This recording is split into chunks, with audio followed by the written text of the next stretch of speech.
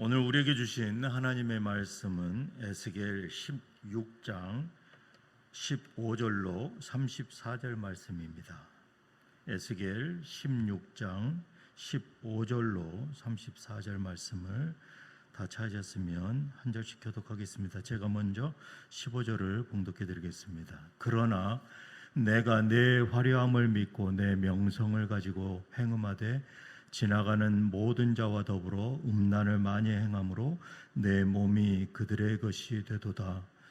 내가 내 의복을 가지고 너를 위하여 각색으로 산당을 꾸미고 거기에서 행함하였나니 이런 일은 전무후무하니라. 내가 또 내가 준 금, 은 장식품으로 너를 위하여 남자 우상을 만들어 행음하며 또 내 수많은 옷을 그 우상에게 입히고 나의 기름과 향을 그 앞에 베풀며 또 내가 내게 주어 먹게 한 내 음식 곧 고운 밀가루와 기름과 꿀을 내가 그 앞에 베풀어 향기를 삼았나니 과연 그렇게 하였느니라. 주 여호와의 말씀이니라. 또 내가 나를 위하여 낳은 내 자녀를 그들에게 데리고 가서 드려 제물로 삼아 불살랐느니라. 내가 내 음행을 작은 일로 여겨서 나의 자녀들을 죽여 우상에게 넘겨 불 가운데로 지나가게 하였느냐.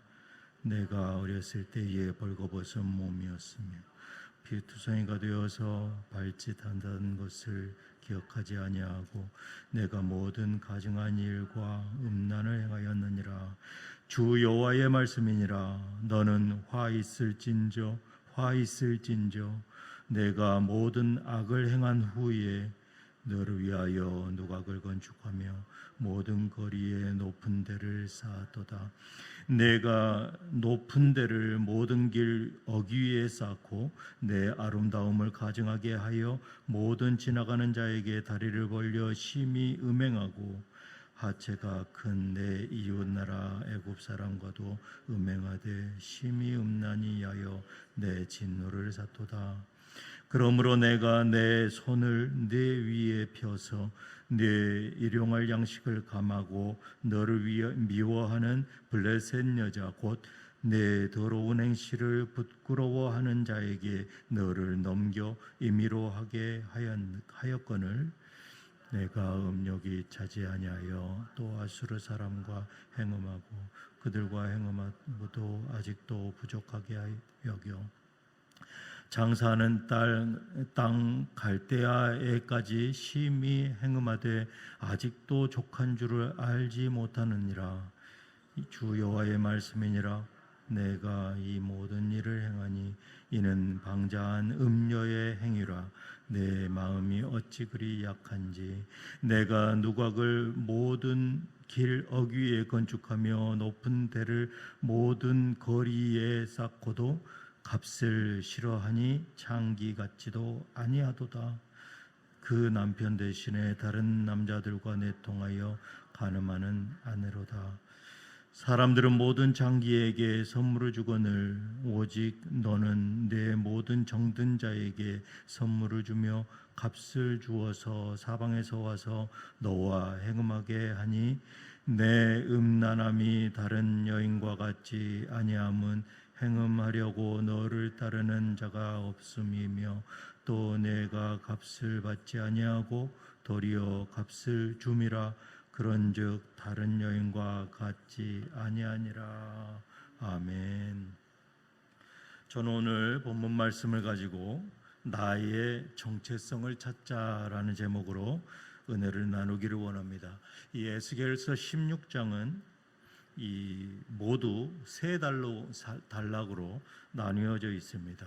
1절에서 14절에서는 이 예루살렘은 버려진 아이처럼 아무도 돌보지 않는 그러한 상태에서 시작되어집니다. 하나님께서 그 아이, 바로 이 예루살렘을 말하죠. 그 아이를 불쌍히 여기고 살리시고 자라서 아름다운 여인으로 성장하게 하셨습니다. 하나님은 이 예루살렘과 언약을 맺고 혼례를 맞아 이 왕비로 삼으십니다. 이것은 이 출애굽 사건과 이 시내산 이 언약을 상징적으로 말씀하고 있는데요. 이 마지막 14절에서 그 여인에게 화려한 옷과 장신구를 입히고 왕후의 영광을 주십니다. 이 하나님께서 은혜를 베풀어 주신 것이죠. 이어서 오늘 본문은 이 예루살렘의 배신과 타락을 다루고 있습니다. 하나님께서는 아무도 돌보지 않아 이 들판에서 피투성이로 버려졌던 한 아기와 같았던 그 이스라엘을 발견하신 것이죠. 6절에 내가 내 곁으로 지나갈 때에 내가 피투성이가 되어 중간 생략하고 너는 피투성이라도 살아있으라 하고 그분은 그 아이를 씻기시고 입히시고 먹이셨습니다. 가장 좋은 것으로 꾸미시고 마침내 이 왕후의 존귀함에 이르기까지 모든 것을 아낌없이 주셨습니다. 이것이 바로 값없이 주어진 이 하나님의 은혜였던 것이죠. 그러나 그 비극은 14절에 예루살렘의 그 명성이 온 세계에 퍼졌고 그 아름다움과 명성으로 인해서 범죄에 빠졌다라고 15절에 기록하고 있습니다. 바로 이 은혜를 입은 그곳에서 끔찍한 범죄를 저지르고 있는 것입니다. 끔찍한 타락의 뿌리는 바로 교만이다라는 것이죠. 아주 작은 죄에서 시작되어집니다. 이 에스겔은 예루살렘의 타락이 시작된 그 순간을 이렇게 기록합니다. 15절에 현대인의 성경으로 읽어드리겠습니다. 그러나 내가 내 아름다움을 믿고 명성을 이용하여 창녀짓을 하며 지나가는 자들과 행음하였다. 그들은 더 이상 자신들을 구원하시고 아름답게 하신 그 하나님을 의지하지 않았습니다. 대신에 하나님이 주신 그 아름다움과 명성을 그 자체만을 믿기 시작한 것이죠. 믿음의 대상이 바뀌어버린 것입니다. 하나님의 이 언약과 은혜는 종국엔 우상이 되어버린 것이죠. 우리의 신앙 여정에서 가장 위험한 순간은 광야에서의 그 삶과 고난의 때가 아니었던 것이죠. 가장 위험한 순간은 바로 모든 것이 평안하고 안정적이라고 느껴질 그 때다라는 것입니다. 그때 우리는 자신도 모르게 이 하나님을 향하던 시선이 나의 명성으로 바뀌어버리는 것. 그때 예루살렘은 그곳에서 범죄하였다라는 것입니다. 나를 구원해 주신 그 하나님의 은혜를 망각하지 않는 그런 저와 모든 성도들 되시기를 이 아침에 축복합니다. 은혜를 망각한 이 예루살렘은 더욱 끔찍한 죄 속으로 빠져들어갑니다. 하나님께서는 그들이 저지른 죄를 낱낱이 들추십니다. 첫 번째가 무엇입니까? 하나님께서 주신 그 아름다운 옷과 보석으로 우상을 위해 산당을 꾸밉니다. 그리고 하나님이 주신 그 귀한 기름과 향을 가지고 우상에게 바쳤습니다. 또 하나님이 주신 풍성한 음식을 우상의 제물로 차려놓고 이 20절에는 또 내가 나를 위하여 낳은 내 자녀를 그들에게 데리고 가서 드려 제물로 삼아 불살랐느니라.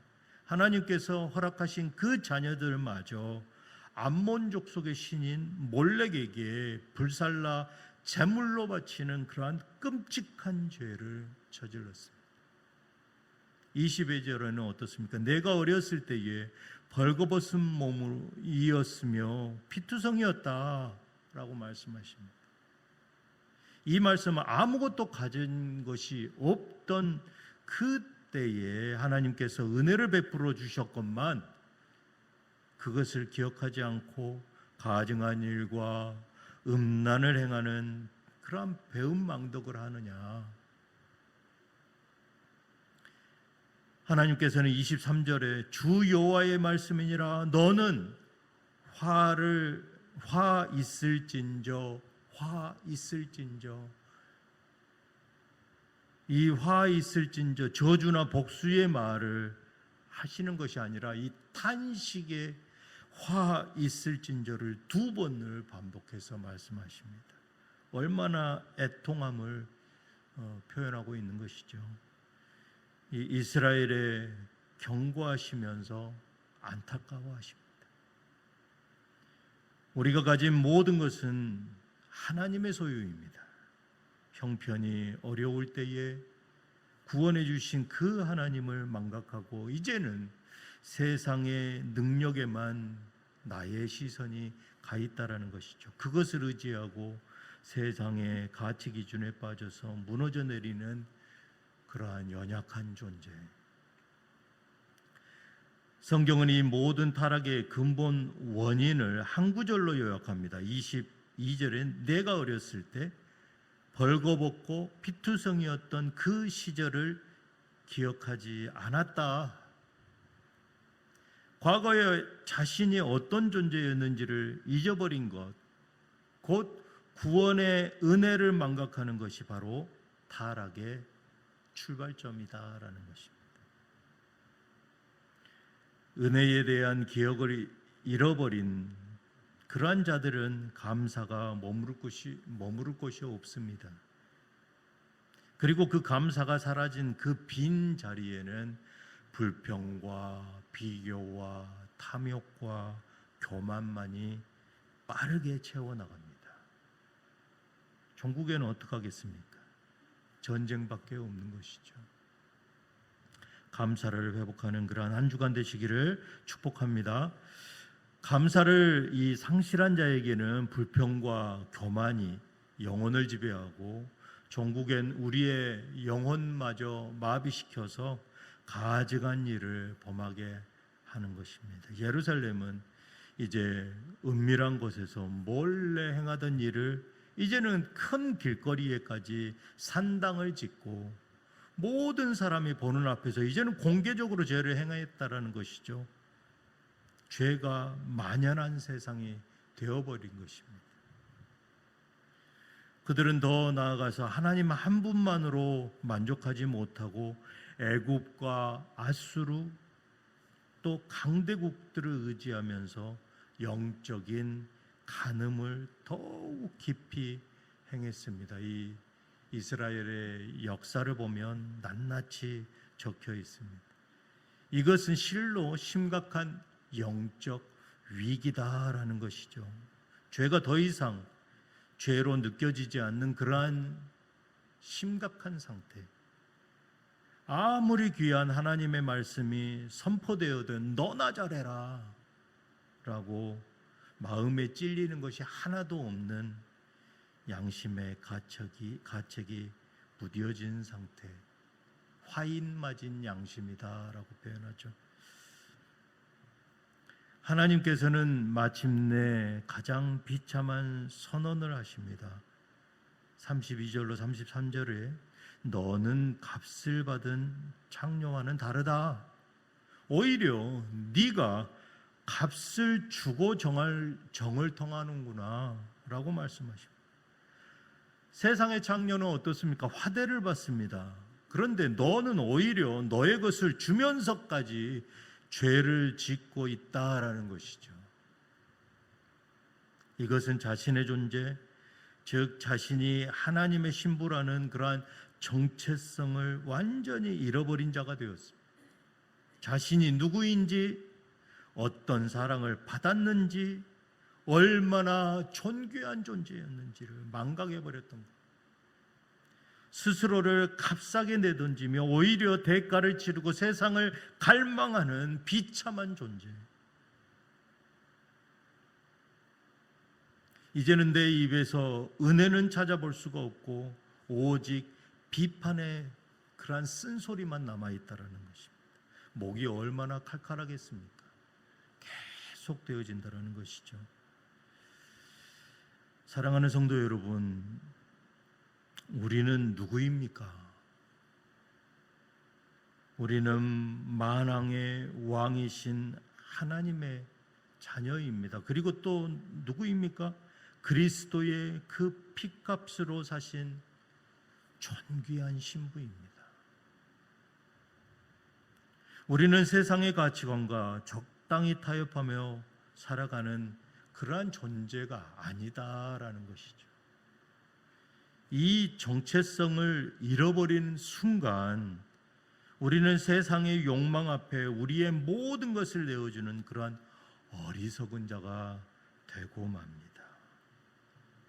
우리는 하나님의 자녀요, 그리스도의 피값으로 사신 존귀한 신부, 이러한 나의 정체성을 찾는 이러한 한 주간 되시기를 주님의 이름으로 축복합니다.